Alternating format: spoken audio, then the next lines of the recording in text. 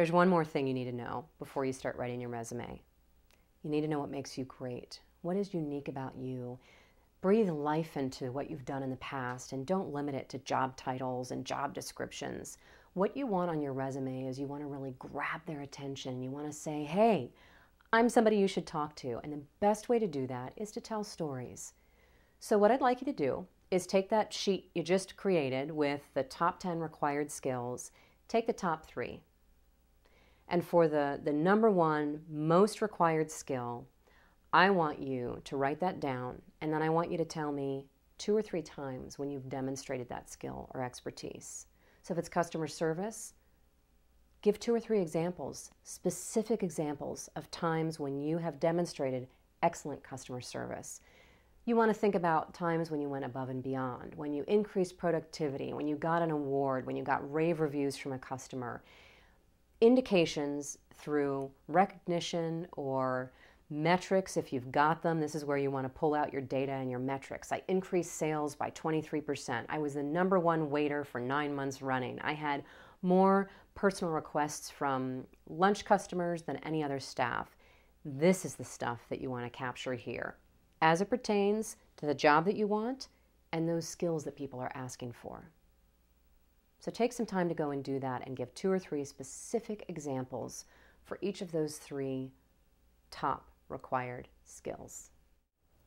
I know it's easy for me to sit here and say, oh, tell your story clearly and concisely and then stuff it into a bullet point and put it on your resume. I know that's no easy task. It's hard for us to brag about ourselves, let alone do it in a way that can fit onto a resume as just a snapshot. So let me give you a trick to help you tell your story. Let's talk about Joe the waiter again. Let's assume that a required skill that he discovered in every job posting is sales. He needs to demonstrate his ability to increase sales. All right, how can he do that? Well, as it turns out, Joe developed a marketing campaign at his former employer that drove lunch business and increased lunch business by 23%. Probably something he should talk about. Here's a method that you can use to tell your story clearly and concisely. Write down STAR. S stands for situation, T for task, A for action, and R for result. By the way, this is a great way to prepare for interviews so that you can put your best foot forward and tell a story when somebody says, tell me about a time when you increased sales. Guess what? Joe's story is the situation, low lunch business. The task, we need to increase lunch business. And the owner of the restaurant came to the entire team and said, we need to increase our lunch business. What action did Joe take? He could have stood out on the street corner and said, come eat here for free. But what he did is he developed a marketing campaign to increase lunch business. He designed it, he developed it, he launched it. That's the action that he took. The campaign was the power lunch that pays you back. Got permission from the restaurant owner, of course, but get 9 lunches, get your 10th one for free. And the second point was bring a friend, get a free dessert. So he developed a marketing campaign and worked with the restaurant owner to launch this thing.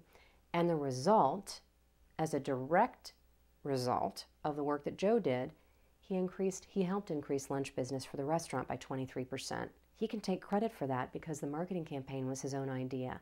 Did he do the whole thing on his own? Absolutely not. Did he pay the money for the advertising? No. But was it his idea? And is it the action that he took? Yes. That's the kind of story that you want to tell. And if you don't have one like that, and if you can't point to 23% sales increase, what can you point to? Another thing to ask yourself when you're trying to come up with these stories is, what is a time in my career when I was really proud of myself? What's that one thing that I did that I'm really happy about? And if I could do over again, I would. Again, this is not an easy exercise, but it's one that's going to really help you write a fantastic resume that's going to grab somebody's attention and get you those interviews that you're trying to get.